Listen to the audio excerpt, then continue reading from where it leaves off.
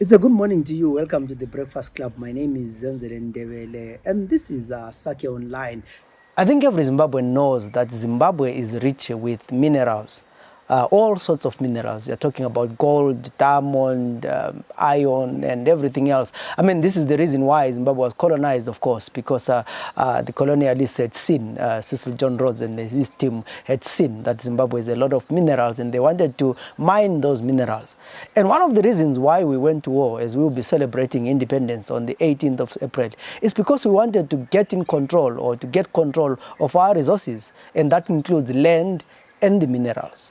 But 41 years after independence, we seem to be having a situation where we have, other people taking over our minerals, our resources. I think Said has covered a number of stories over the years or the last few months, where we are talking about the mining in the national parks in Hwange. We are talking about the dispute that is going on in Dinde, Hwange, where the Chinese want to chase communities so that they can do mine exploration. We've also seen what's happening in Marange. We've seen the destruction of our land in Matopo, in Filabusi. But at the center of the controversy these days is no longer Cecil John Rhodes. It's no longer the British South African company or the British, but it is the Chinese. And we've covered so many stories of the Chinese beating up workers, setting them with dogs, or shooting them. And we've heard those stories. And today in our program, we'll be talking to Mohammed Daka, who'll be telling us a story, or will be sharing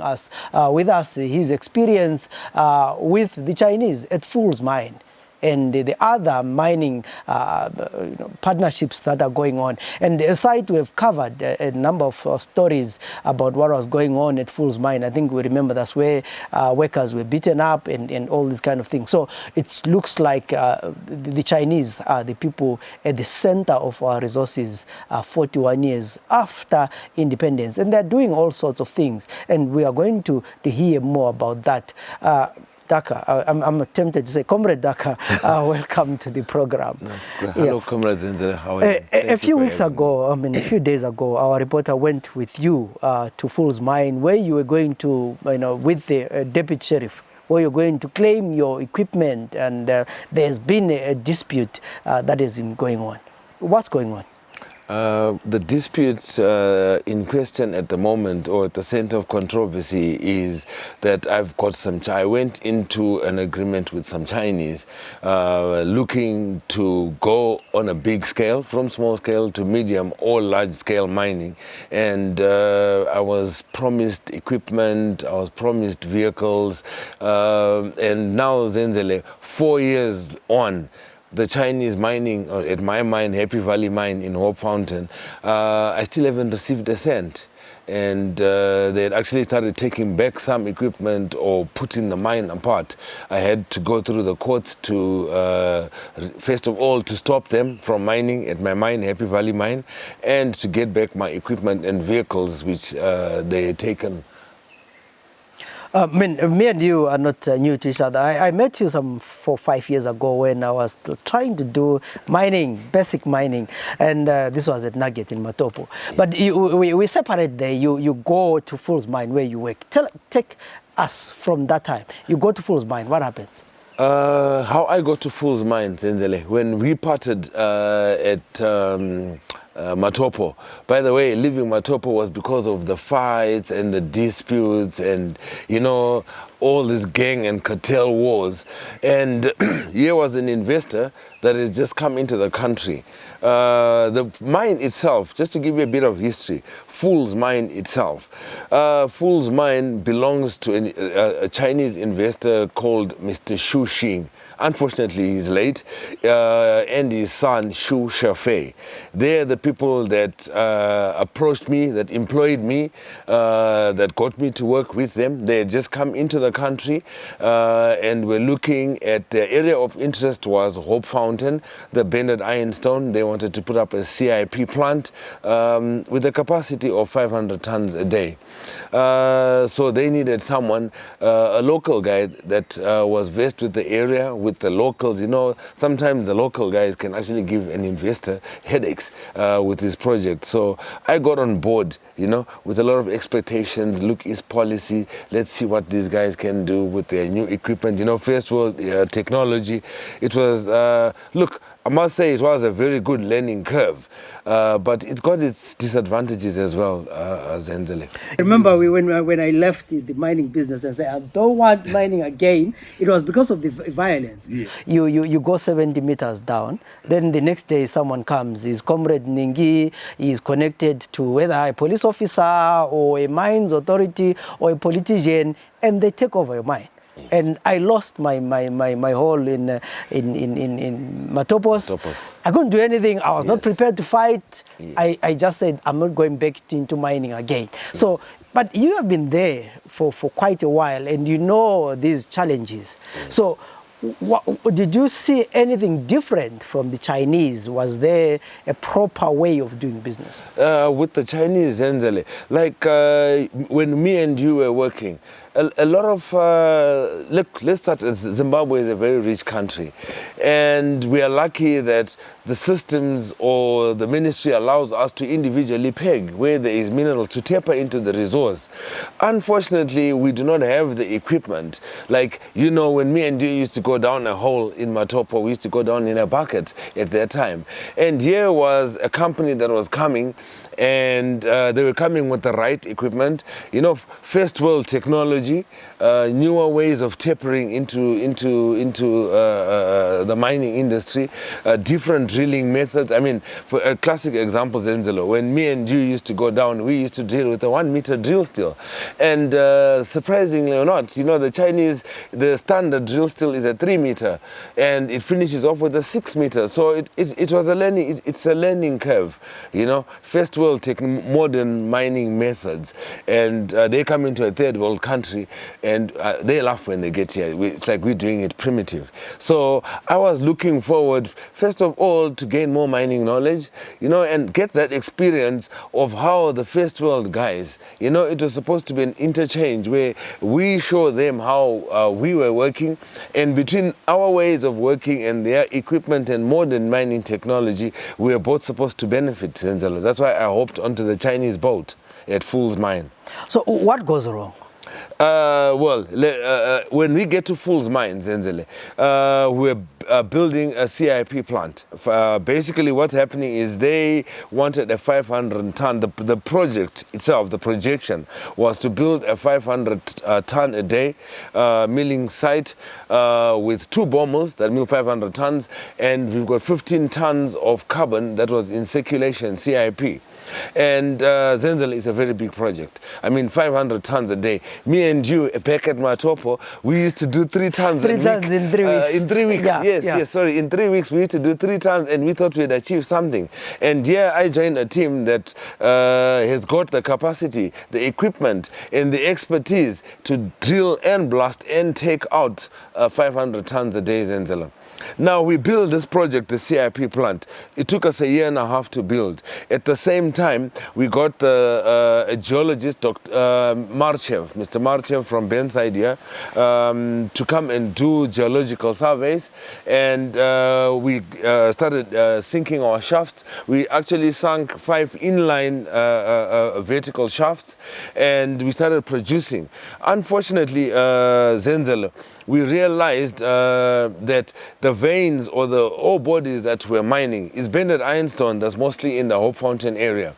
In the area that we have, we could only produce at maximum between 250 to 280 tons. And look, we're stockpiling in the shafts in the time that we're actually building the plant.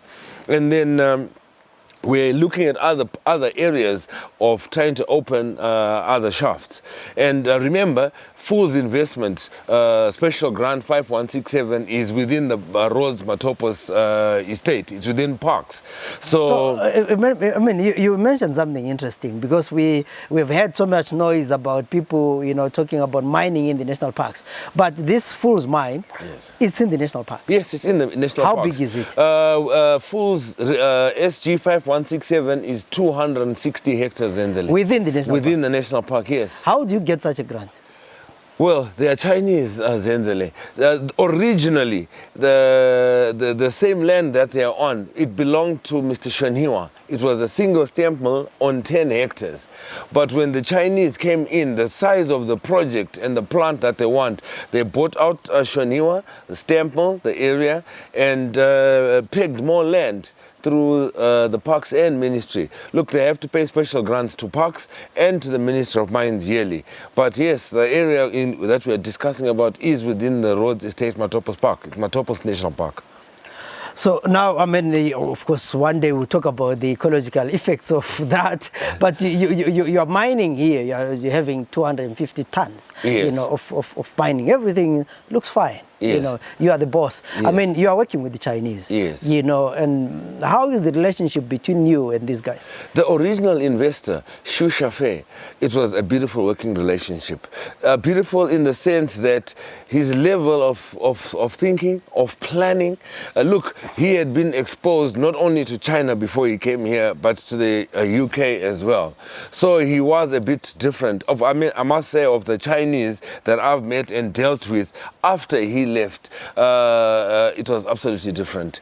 His level of planning, the workers, everything was just perfect. You can just check with the record that the Minister of Mines, when we started working Zenzele, 2 years, the last gold awards at the Sheraton, while the Honorable Minister Chidakwa was the minister then, we got an accolade, we got an award. We're the second biggest gold producer in Matabeleland South, and we're producing and remitting between 6 to 8 kgs a month, Zenzele. Yeah, looking at the thing that you gave me, this was, I think, one of these things, Xu Shafei, yes. Those are the receipts that he was remitting 2016. to. Yes.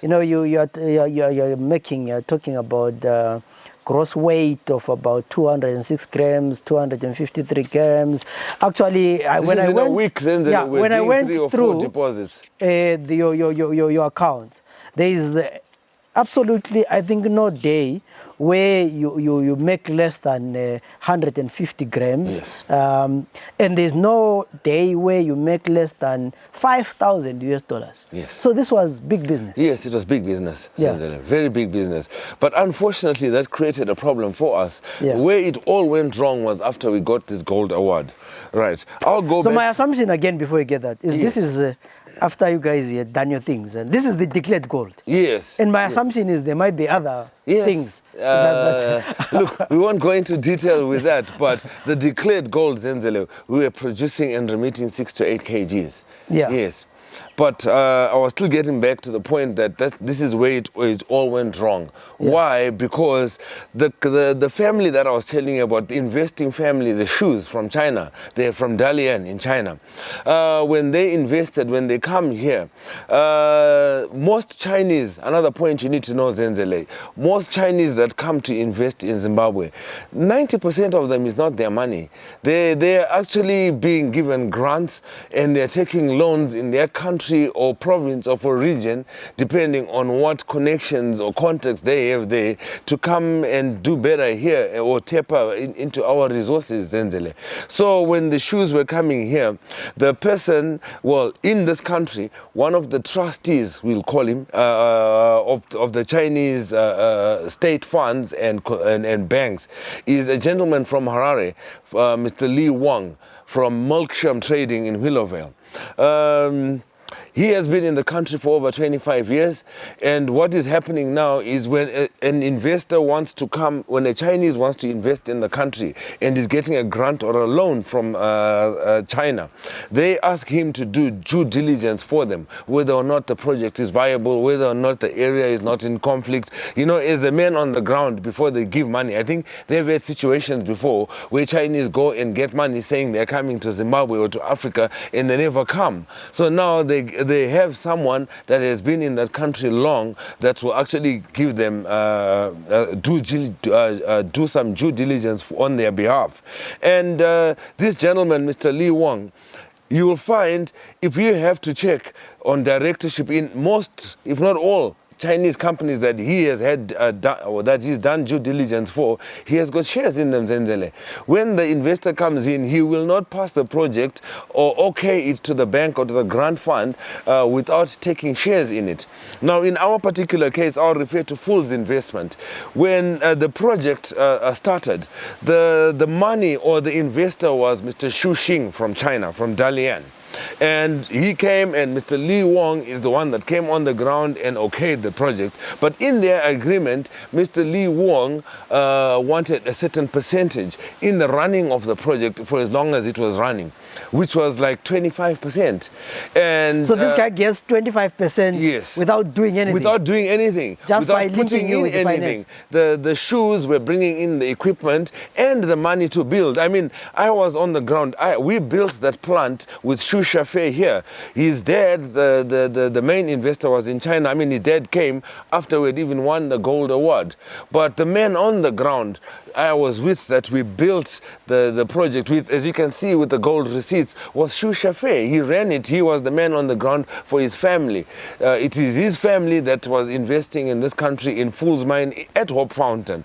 Mr. Wong basically was getting a share, let's say, on the Chinese part. They also want to have some sort of state of security to say if anything happens, they've got some Chinese guy that is connected or contacted with the local authorities. But this has turned out to be a nightmare because of that. Why I say nightmare? Because immediately after we got the gold award, Mr. Wong did not seem happy about how it all happened. I mean, to him, who were over declaring, I mean, you can quote me on this. He specifically came to me and said, we are over declaring. How do I expect, as the managing director, the investor to be able to recover some of his investment, because the project cost $7 million to build, Zenzele, that CIPL plant in Hope Fountain. So Mr. Wong is asking me how at the rate I was remitting to Reserve Bank would I expect the investor to recover his monies. And so you were saying, can you please steal more gold? And basically, that's exactly what you are saying, Zenzele. Yeah. And then also, I mean, Xu Shafei himself was not happy. They could not get along. Mr. Wong does not like things that are done like within the book or by the book. Or let's put it this way, having been in the country a very long time, he likes things run his way, as he's highly connected. And he likes the black market. Yes, he loves the black market. So, I mean, on this thing, yes. my little knowledge of the few years that I was in the gold mining and going to the stamp mill, we were going to the Hope Fountain there was a police officer at the stamp mill. Yes. And once you have done your processing and all these kind of things, you know, he writes you a note or he takes note of what you have done. Yes. And when you then go to sell to an accredited dealer, you know, you need that note from the police to say you came from a stamp mill. Mm-hmm. So how do we get gold coming out with all those processes? Now, that process was during the time or tenure of Chidakwa. I'll be honest. That's the pro-Chidakwa era. Right now, as we speak, Zenzele, there are no longer any policemen at the custom milling sites, like during the time that we were milling. Now, it's entirely up to the owner of the site to be the one that will remit or record accurately what his customers are producing, Zenzele. And that's very interesting in the sense that Fool's Mine, as we see it, Zenzele, when I took your report, I'm sure you saw on site, we've got within this one huge fence. As you enter, we've got the small little 2 hammer mills and a custom milling plant. I mean, those hammer mills are milling 2 tons an hour, Zenzele, each one of them. That's like 40 tons a day when we work it out. And the Chinese, at that plant alone, are charging 1 gram of gold a ton for milling. Wow. So they've got a daily, 40 grams. Yes, they've got a daily income project as you enter, which is custom milling, that brings them in nothing less than 80 grams of gold. That's $4,000 to $5,000 a day. But the capacity of that plant is, we designed it for 100 tons a day because it does 2 tons an hour. Obviously, between the time the customers change, you can't meet that, with breakdowns here and there. But minimum, each mill is 40 tons, which is 80 tons of sand they get a day. The funniest thing, Zenzele, is across by the big CIP plant, we're doing 500. I was going to get back to that. I had explained to you earlier, the shafts were producing 250 to 280. So there was a deficit. The plant was not running to full capacity. Now, when Shusha Fair came in, Zenzele, I had my own company. I mean, when we were working together, I was already into mining, Zenzele, and I had a claim, Happy Valley Mine in Hope Fountain, which is in the middle of Bended Ironstone. I mean, that's the same area that state capture already took place during the time of Robert Mugabe, Zenzele. The man that ran that whole area was Mtuma Mawere previously. To it being open and him being chased out, which is a story for another day. But within the same area that Mtuma Mawere used to run, here I have got a claim that is good in schist bended ironstone. Schist bended ironstone basically is gold where you do not get it free gold, like how we go there and we use the cloth and the mercury and get it's good for your tanks or your CIP. So here I'm working with Shusha Fair, and look, I had claims. Sandfinder Investments owns Happy Valley Mine. It owns Poly Mine and Milling Center in Caesar, Indaba 3 Mine in Depshan Ranch, and I had the claims. And our capacity, you know, Zenzele, we're doing 3 to 5 tons a month. And in this new relationship with the Chinese, on the work that I put in, I created a relationship with the investor to say, look, I've got other claims, and you come in with me and you come in with the equipment, and we get my mines running, we can work together, which Shusha Fair had absolutely no problem with. And look, we got to the paperwork side of things and did a 51-49 partnership. He brought in all the equipment and we started mining my places. The place of particular interest was Happy Valley Mine, which happened to be 6 kilometers away from Fools Mine. And with this deficit, we developed the shaft to a production capacity of 250 to 350 tons a day, Zenzele. And basically our arrangement, which we were to pen it down in pencil and paper, was that the equipment that you're supplying me, since I had not come in with any cash, he was bringing in equipment and vehicles and hammer mills, and for that he would be able to take ore from my Happy Valley Mine, and I would get some remuneration out of it in cash when they did their CIP and plans. You get the equipment? Yes, the equipment I'd already got, Zenzele. The equipment I got as he started working Happy Valley Mine. It was the cash side that I was expecting from the Fools side after they'd done milling. But the unfortunate part is we had not put that in paper, Zenzele. And after we got the gold award, Mr. Wong decided to restructure the company, you know. And so a guy who owns 25%, yes, restructures a company when he's a minority shareholder. Yes. How does he do that? Well, he decides when he found out that me and Shusha Fair were working together, to him he calls it conflict of interest. And because of that, he tells the Shusha Fair's father, Mr. Shushing, that no, these youngsters are not operating well, they are over-declaring, there's some irregularities. I think, why are they into mining separately? But Sandfinder was already there before Mr. Wong even came to Hope Fountain, you know. For me, it was a bonus, actually, having worked and built the CIP plant for Shafe. It was a minor token of appreciation of him coming into my company and actually with equipment to better my mines, which I had aside from a Fool's Mine. I did not intend on working for Fool's Mine until I died. I had my own mines, but that was also a learning curve, Zenzele. So this brought about an argument in which Mr. Wong technically took advantage of and booted me out, booted his own son out, Bo Wong. The original CR14, if we check Zenzele, of Fool's Mine, is Bo Wong, who is Mr. Wong's son, 25%.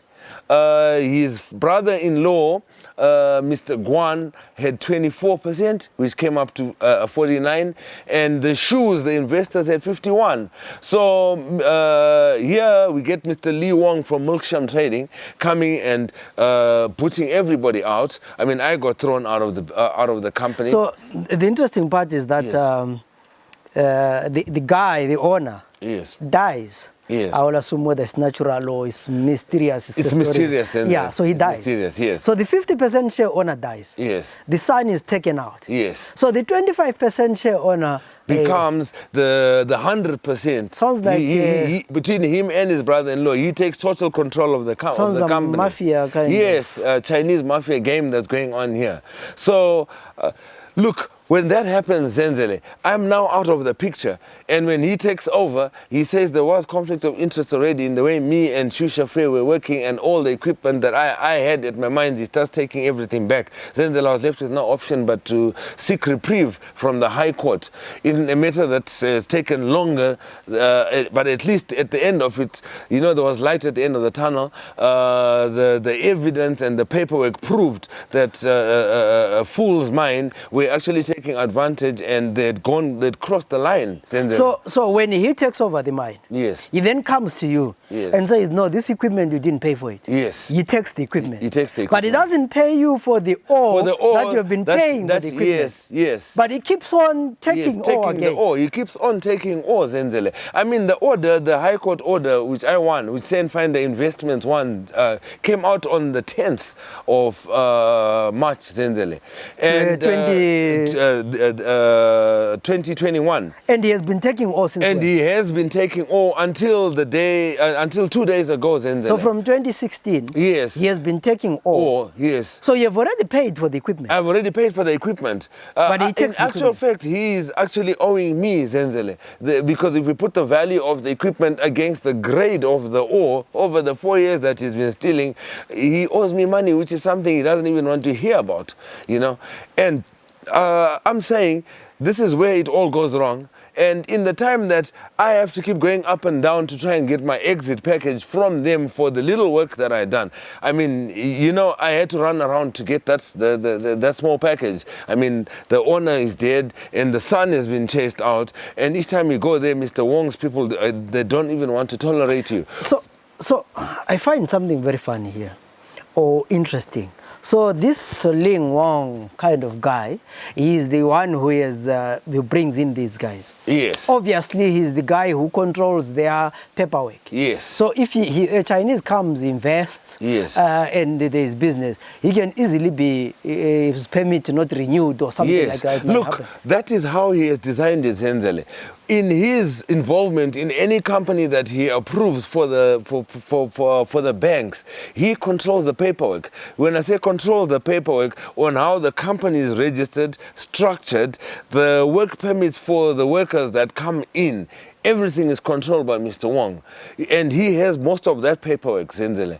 I mean, we've got cases where most of the experts that are coming into this mining industry, another sad part, Zenzele, is we get these investors that come in an area like Hope Fountain and invest $7 million. The expert workers, we've got people that are trained from School of Mines. They don't get jobs in projects like this, Zenzele. The Chinese come in with their own technical experts because, Zenzele, most of the equipment that they bring in is in Chinese. The manuals are in Chinese. You know, I was the managing director there. Look, despite us winning the accolade, the second biggest gold producer, it was just a production game. We are there to produce the gold. How it is processed and refined is now a Chinese system. But funny enough, that equipment in Chinese is approved by Ministry of Mines inspectors, Zenzele. So how do they know what equipment and capacity? How they know the safety regulations of that equipment, or you know, the backup levers? It's all run by the Chinese. So the Chinese bring their own workers. Yes, they bring in their own equipment. They bring their own equipment. Yes. In Chinese. Yes. So black workers in Zimbabwe cannot operate the thing. No, they cannot. So you guys, you dig. You just dig. You dig and you just and you monitor. Don't see yes, the gold when it has been processed. No, because you can't read Chinese. No, you can't. And you don't know what happens. You don't know. You just see the and paper the particular areas, Zenzele, funny enough, the particular areas where the final processing is done, I'm talking about a Fool's mine. It's restricted to Chinese personnel only. So you have let me try to be nice. Yes. 41 years after independence. Yes.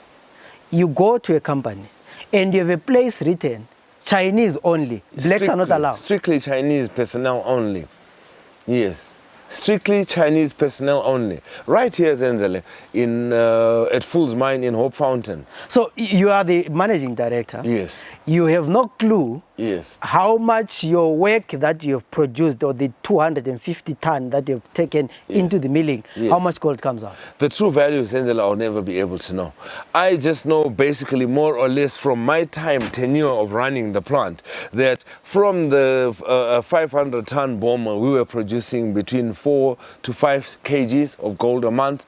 And then the balance, 1.5 to 2.5 kilos, was coming from the custom milling project. Remember, I told you they don't charge cash, they charge in gold. They charge 1 gram a ton for milling, and then when the truck goes out to collect the ore, they charge 2 grams for the truck per load.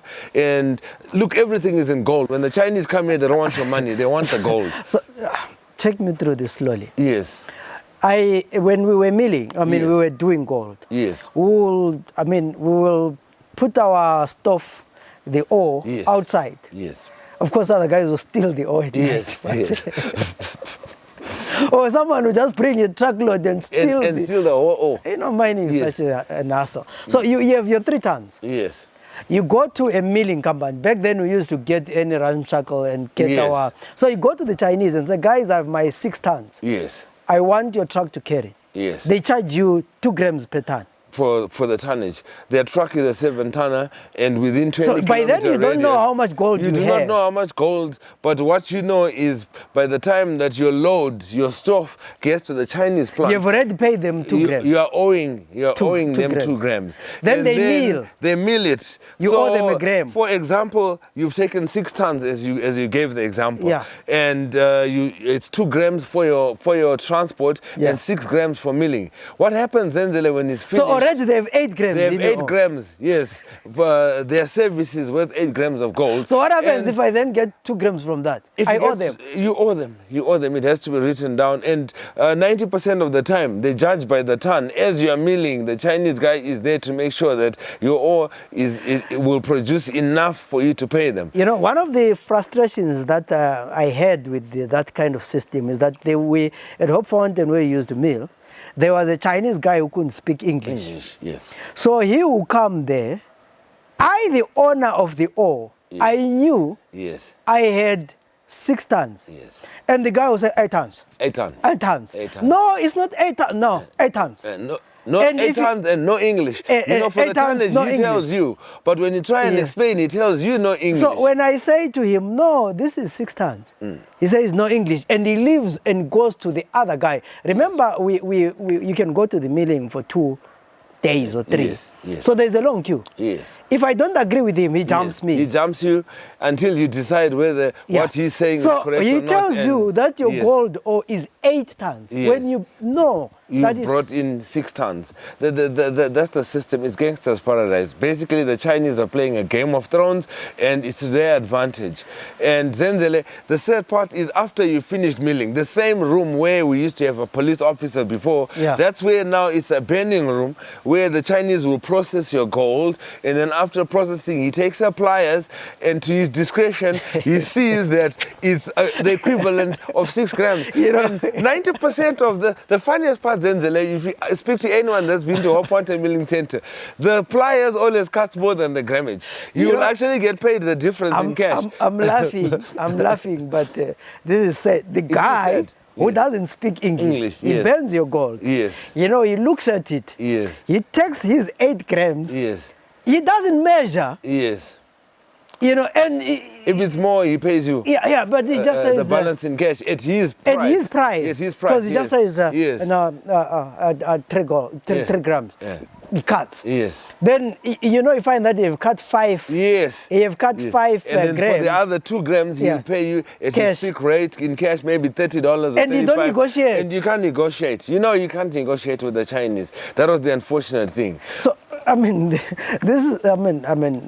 People who don't understand this thing. It's a big deal because mining you've put a risk. So we mentioned something that we didn't clearly finish. Yes. So you have 2 plants. Yes.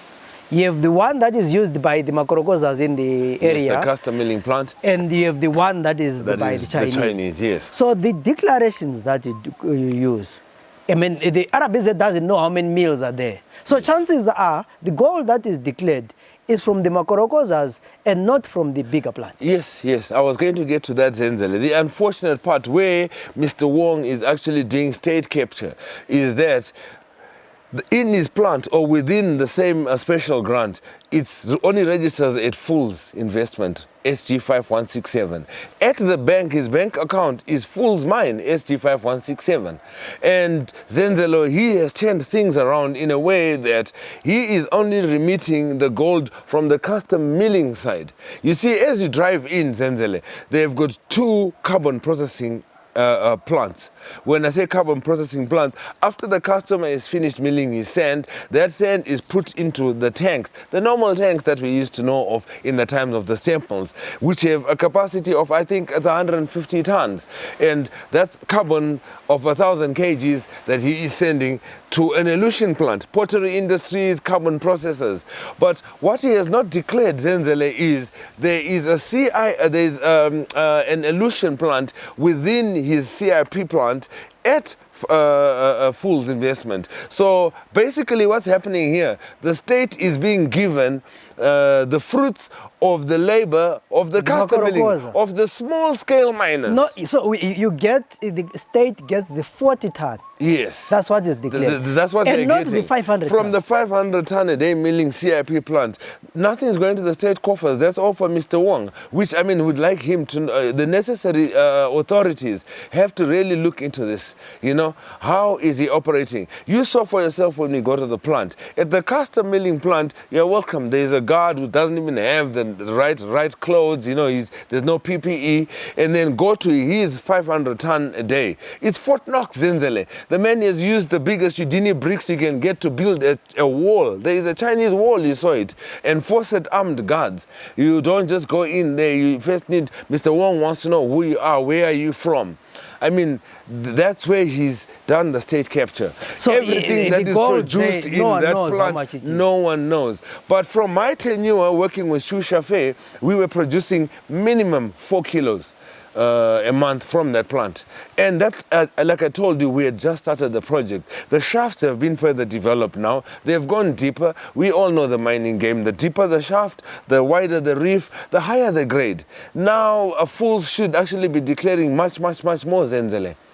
So, you know, there are a lot of, you know, wrong things that are happening because the miner, the guy who goes under the ground, is actually getting a raw deal. Yes. You know, remember the process that they use in a hammer mill. Yes. That soil that you know, depending on the size of the safe, yes, my gold can actually pass through. Yes. You know, if it's not tighter. Yes. And these guys remain with the soil. Yes. And they remain processing it further. Reprocessing it. And the gold that they get there, which could be higher than what I got, yes, I don't get anything. Theirs. And they actually decide what they want to give the state.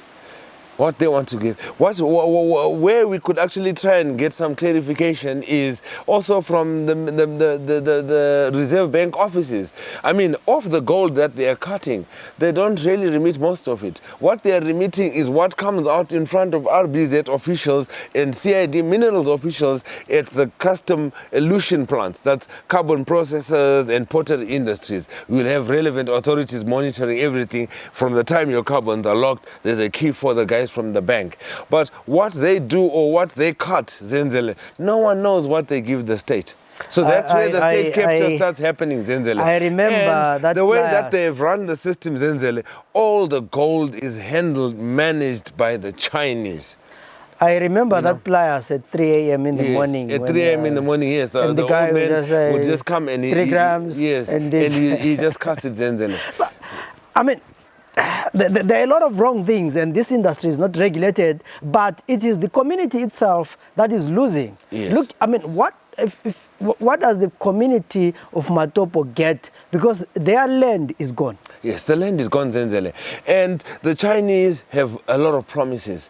If you check the project projection, when the shoes came in, they did the whole, well, in my tenure, we did the roads, we drilled 10 boreholes. I don't think Mr. Wong has done anything. The road itself to the mine, look, he likes the road as it is so that no government officials can drive that way, you know. But they do not give anything back.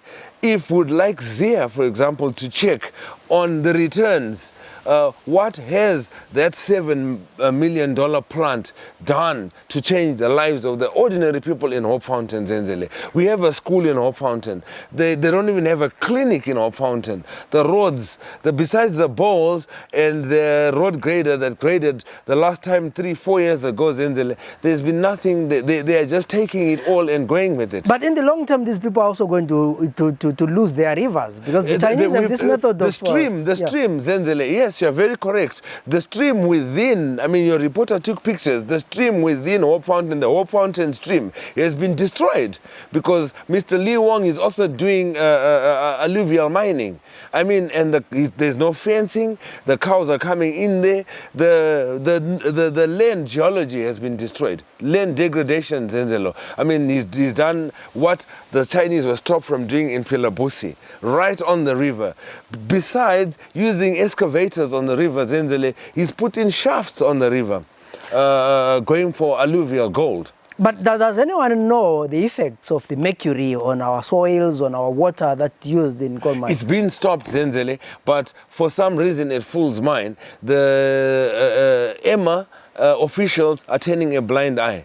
Look, by regulated mining laws, Zenzele, a miner is not allowed, or a peg or claim cannot open a shaft or sink a shaft within, I think it's 100 meters from a natural stream. When it comes to a railway line or a river, it's 200 to 300 meters. But we've got a case where we can go on the ground right now, and you find on the same stream, Mr. Liu Wang has excavated 2 sides of the stream, and he's got 2 shafts in the same stream. And one wonders how he's got a valid environmental impact assessment certificate, because he does have one. And not only that, I mean, when the Ministry of Mines officials come, the inspectors go on the ground, how do you approve a shaft that is right on the bank of a river? We're not talking one, we're talking 2 shafts. We're talking of an underground shaft that's on a river, despite the excavated terrain, Zenzele. So the other thing is that these guys have equipment, so they can do whatever they want. They're doing what they want, yes. You know, with the Makorokosas, if they meet water or they dig and they find water, they'll have a challenge. What's the normal, you know, when we used to have the operations of clearing the rivers along the Mzingwane and the Caesar saying Gweja must be cleared, Zenzele, that was the small little pan dishes our aunties and uncles were being chased with. Here we get Chinese like Mr. Lee Wong coming with an excavator and changing the formation. The stream formation has been changed totally. Totally. And one we would like to see what the relevant authorities look, despite the fact that it's within Rhodes Estate, because they're not only affecting the livelihood or the water for the community of Hope Fountain. We're talking that stream is running in the Matopos National Park. What happens downstream for the animals? And you know, the Chinese don't care about that. They're just looking at what they're looting, and what they're looting is being processed where nobody knows, Zenzele.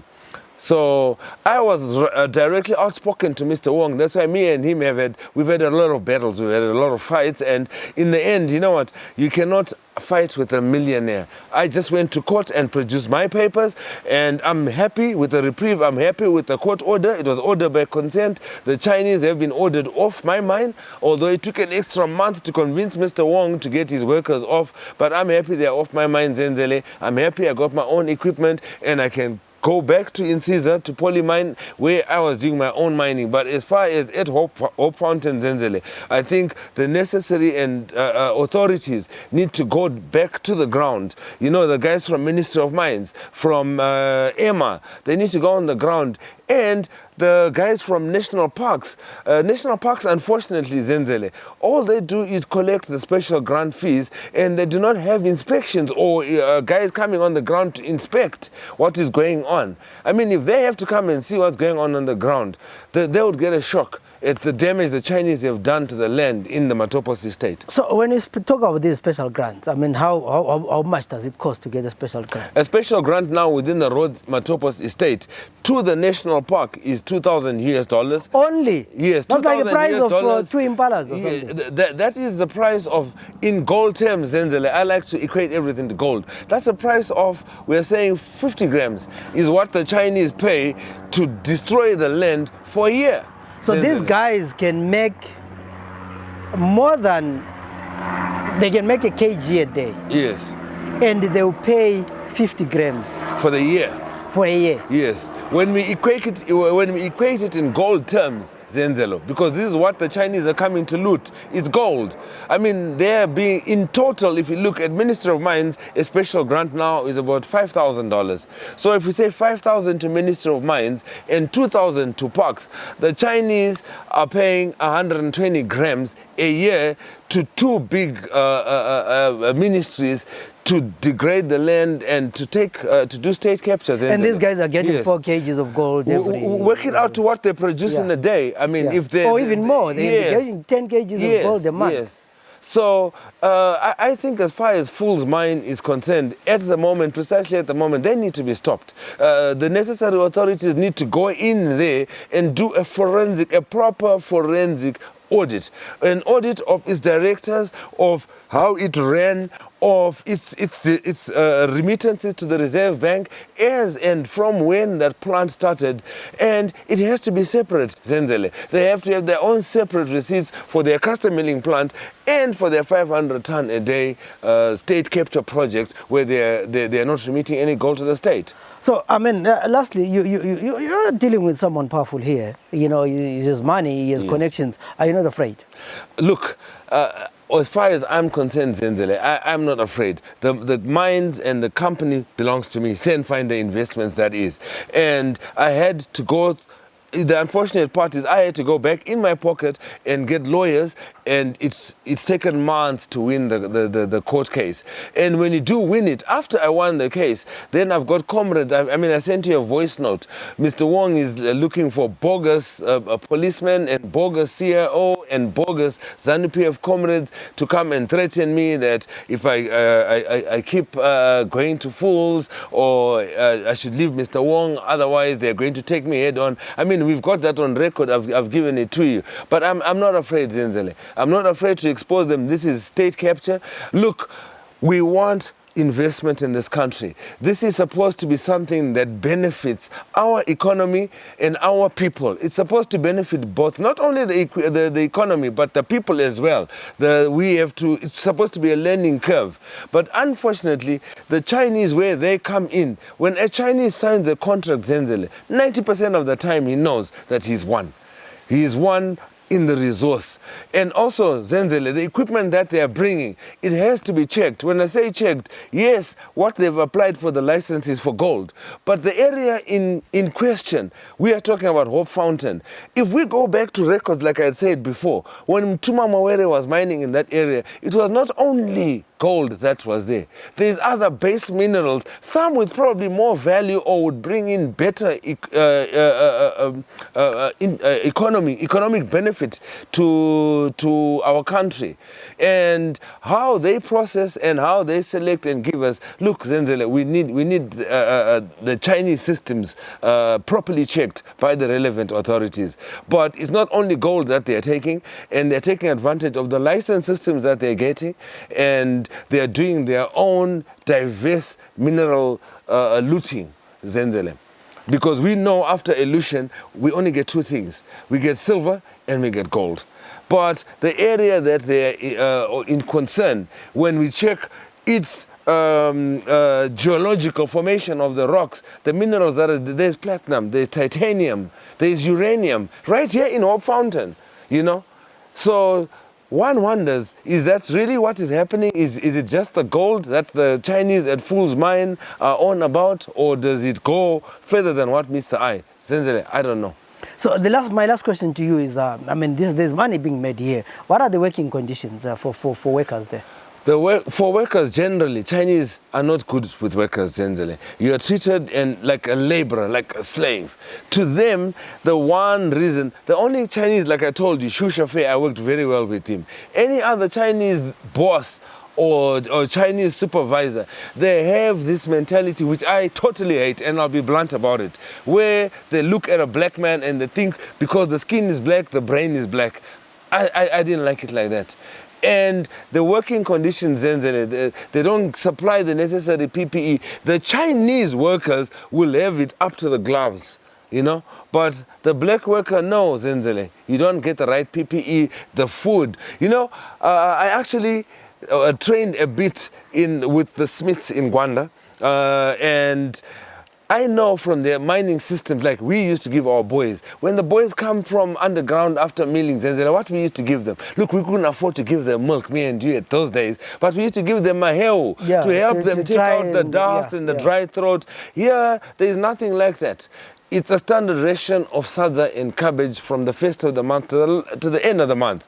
But I took your reporter in to the Chinese, where the Chinese actually stay. They have a cook, they have a resident cook, someone that is brought in just specifically to cook for the Chinese. And they eat what they want, nutritious foods. But our workers they're underpaid. Right now, as we speak, they haven't been paid for 18 months.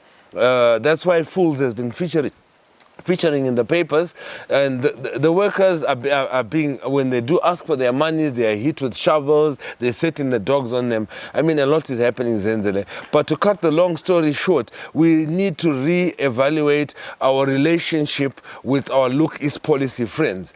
Is what they offer is not what they're giving, We have had some of the issues raised by Mohammed Daka. He talks about mining in the national park. He talks about the ill treatment of workers. But he also talks about the issue that the Chinese or the mining that is going on, there's no skills transfer to the local people, and therefore there's need to make sure that local people also benefit from these ventures or from these investments. I hope that the responsible ministries are going to address some of these issues, especially when we are looking at the mining in the national parks. However, we decided to reach out to the Chinese to hear their side of the story, and Blessing Makamu is going to give us the side of the story of the Chinese. He says some of the issues raised by Daka are not true, and they've actually, tried to, or they are in the process of investigating to find out how this whole issue happened. Let's hear what he has to say. We have had allegations by one Mohammed Daka that the Chinese at Fool's mine took his equipment, and to take the High Court for him to recover the equipment. What can you say about these allegations? First and foremost, the circumstance surrounding the way by which Daka took the equipment is very sketchy, because if I am to take you back, according to the information that I have from the Chinese, Daka is the one who was the front runner for the Chinese when they come to Zimbabwe. At one time, he was working as a manager. There is documentary evidence to support that. So as time goes on, the relations got sour, and then he was reportedly fired. The other Chinese that were his friends were deported for some other reasons that I might not mention. Then thereafter, he somehow and unscrupulously, he got into the shareholding capacity of Fools investments. So how did you do that? We have got a share certificate whereby it's stated that he owns 1%. And the other evidence is also saying he got the shareholding capacity during the 49.51% ownership. You remember the program? Yeah. Which is not the mantra of the new dispensation. But he's still climbing onto that aspect of 51.49. So when we're trying to look into those issues, how is he claiming that there were some things that were stolen from him and being kept by the Chinese? First of all, to our surprise, Daka was one of the best friends to the Chinese. He's actually the one who facilitated them to come into this country. We only ventured in when we have realized that they came to ourselves as an organization trying to say, gentlemen, can you try and assist us? The reason being, they were referred to us by our co-friends who works at the mine there, who belong to our association, who were actually having the complaints from the Chinese that our property is being taken by Daka. Daka is claiming to own everything. So when we looked into this matter, that's when we identified that there are a lot of irregularities, up to an extent that he got an order to confiscate machinery. We have got the list of the properties that he claims belongs to him as maybe a director, like what he's saying. Yes. But Daka also says he has a mine where the Chinese, for the past 4 years, were taking ore from his mine without paying him. What is the name of the mine? Is it one called the Happy Valley? Happy Valley, yeah. Yes. Yeah. But then with the shareholding capacity of Happy Valley, Daka has got 1%. We'll show you the documented evidence.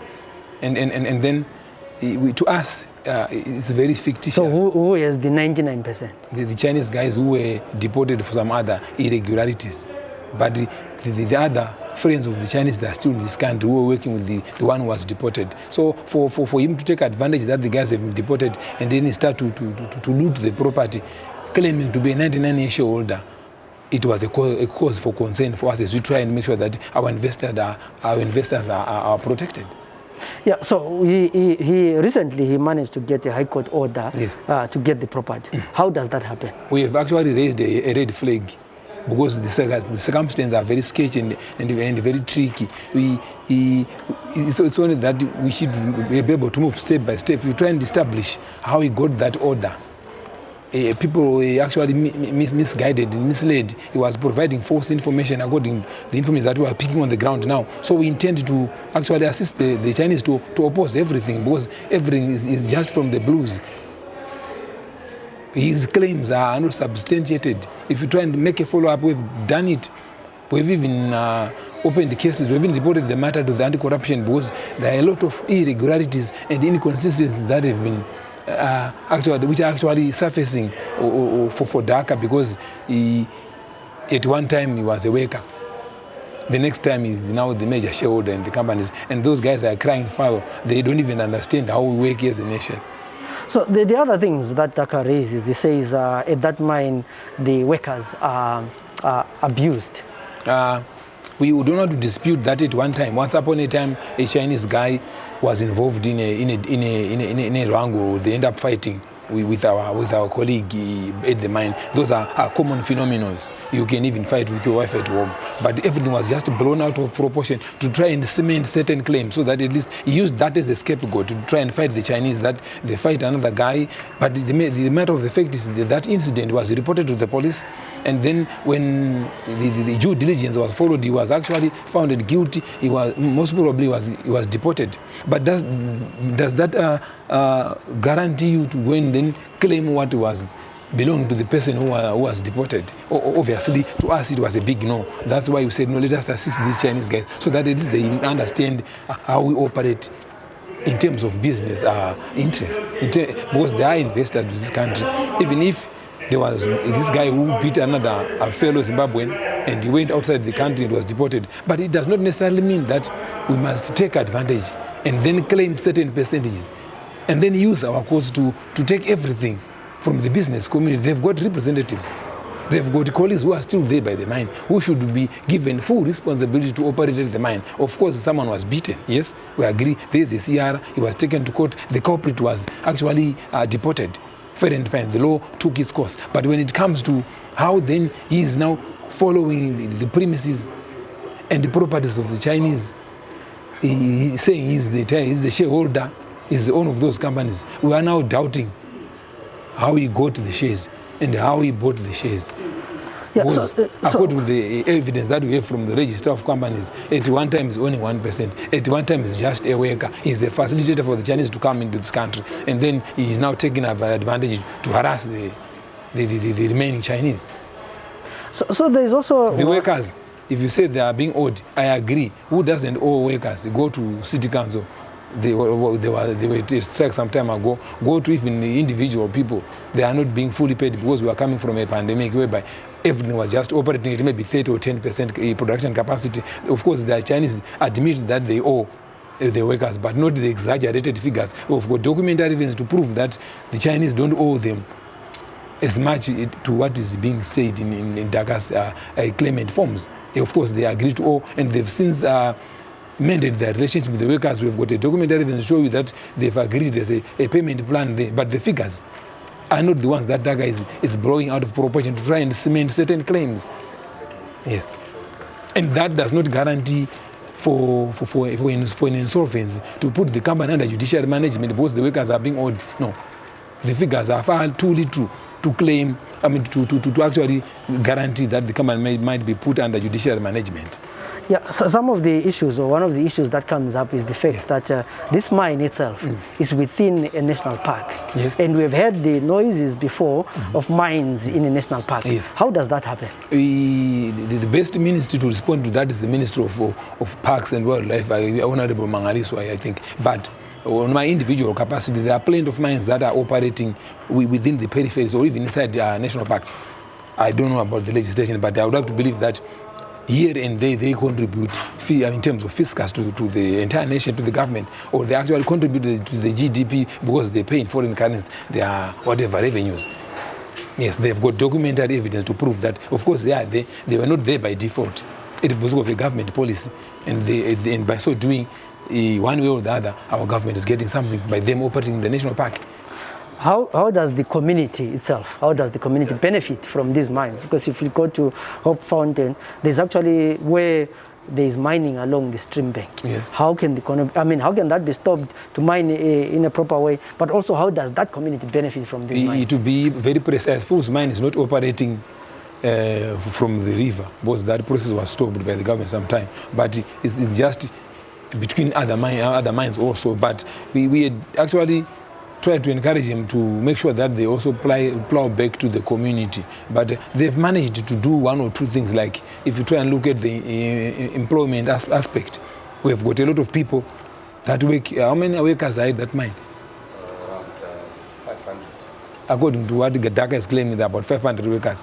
Once upon a time they used to work, but because of the pandemic, and because some other Chinese who are engineers, who are what engineers or geologists, they are yet to come from China to resume maximum operations or maximum production. So that's why these days it's like a standstill. They are waiting for the guys to come from China to replace those who were deported for their irregularities.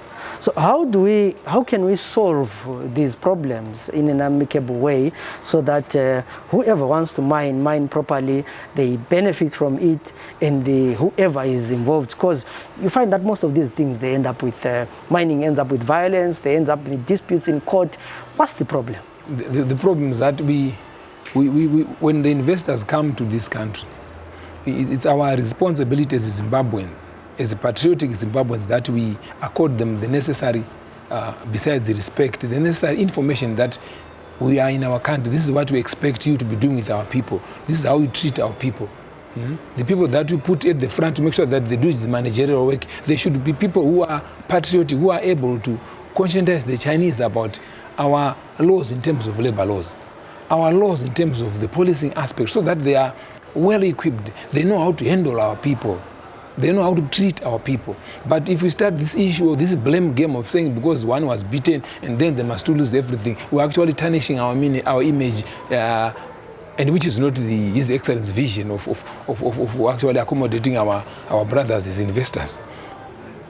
They have been assisting us before, during, even after independence. They are very fundamental in every aspect of development. During the liberation struggle, the Chinese have been our good friends. Even if they do bad things, of course, they must be punished. But if you try and frustrate them to such an extent that because of an assault case, you are now building claims and high court orders where you are confiscating everything from them, which is not justifiable according to evidence that we're actually digging out now. It becomes a cause for concern. And these problems, they are solved only if you can try and conscientize them, urge them how to treat our people, and tell them what is supposed to be done when they are here as investors. You are just like you're a visitor, you come to my house. How do you expect to be treated? Yeah. It's just good as an investor.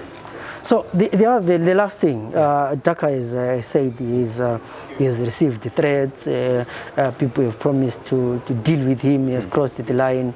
Are you the guys threatening him? No, we haven't met Daka. We heard about his name.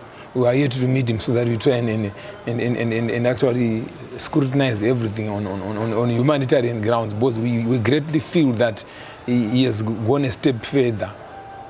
We don't dispute that he's claiming certain properties that he took away with a court order, fair and fine. Even though we are yet to find out the exact cause and the exact reasons why he managed to confiscate the property, because now the evidence is coming that he might have used unscrupulous means to defraud the Chinese. We have even reported this matter before the anti-corruption. They actually look into this matter because it's very fictitious. So nobody must be found threatening someone, but let law take a due diligence course, and then let the culprit be exposed, and let the investor be protected at the first time, because they are complaining that things are being taken, and our concern was, how can a court order be used 3 times? He went at the first time, if you can ask him, he went there, he collected 2-3 equipment, and then he left. After a week, he came using again the very same court application in order. He collected some other items again. Then he was also threatening to go for the 3rd time. Then we are actually trying to confirm and ask the gurus about how the law of execution operates. They say no, that thing, it has to be used, but there are certain terms and conditions for you to apply an order. So it actually gives us a lot to doubt about how Daka operates. If you can go to the Master of High Court and ask him how many times are you allowed by law to execute an order, then you start from the moment used for 4, 5, 6 times, it becomes very fictitious. It's a once-off document. Once you go and execute it, that's how we're told. We are here to find out, but you can also as well ask him that. How many times have you been to the mine trying to execute, collecting properties? And they started to wonder and worry. That's why they said, guys, come to our rescue. We are investors. Of course, we don't deny that we've got problems, but this is beyond our control.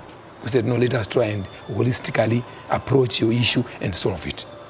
Okay. So nobody will be found threatening someone when we are looking for facts. We've got documentary evidence to prove that the workers have been dealt with. There is an agreement from NEC, so that we safeguard the employment of our fathers and mothers, of our youths in Fool's mine, rather than to enrich a certain single individual who is using documents that are yet to be scrutinized. No. My name is Xavier Moyo, founder, ZANU-PF City Center, 1982. Okay. I've come to support these young guys. What they are telling you, this is our eyes. We are happy with what we're telling you. These are the first young guys to know we fought for these young guys. So we are happy with their eyes. I'm supporting what they are doing here. Chinese are our best friends so far. What we don't want is a white man from Britain. But you don't mind the Chinese? Sorry? Chinese are ours. Okay.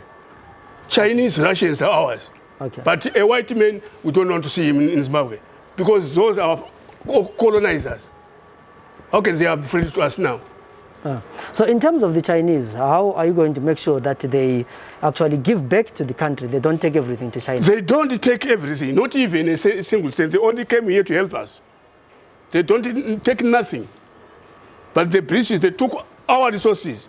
Britain is because of us. So how can you maybe mediate to make sure that the Chinese also pay the workers, proper salaries? No, these are young guys, they are there. Okay. These are witnesses. They know how Chinese are working, and they will take it from these young guys. We are elders, we've got nothing to do, but we are happy because of these young guys who have seen what we've been doing. These ones, we supported them. All Zimbabwean, we support these young guys. Thank you. I think having heard the two sides of the story, it is only individuals who can make their own decision. At this point, we don't know who is telling the truth. We don't know who has the ownership to the mine. But one thing that I'm certain is that there's something right that is not going on. I'm certain that the mining in the national park should be looked at. I'm certain that there are so many irregularities that are happening in this mining operation that authorities need to sit down with the concerned parties and find a lasting solution.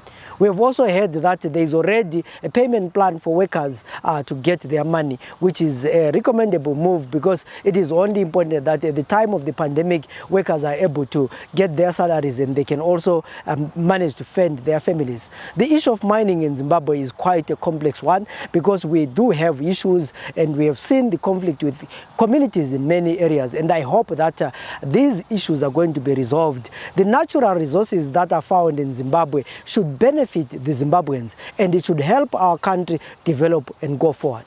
My name is Zenzele Ndebele. Till we meet again in other programs, have a good day.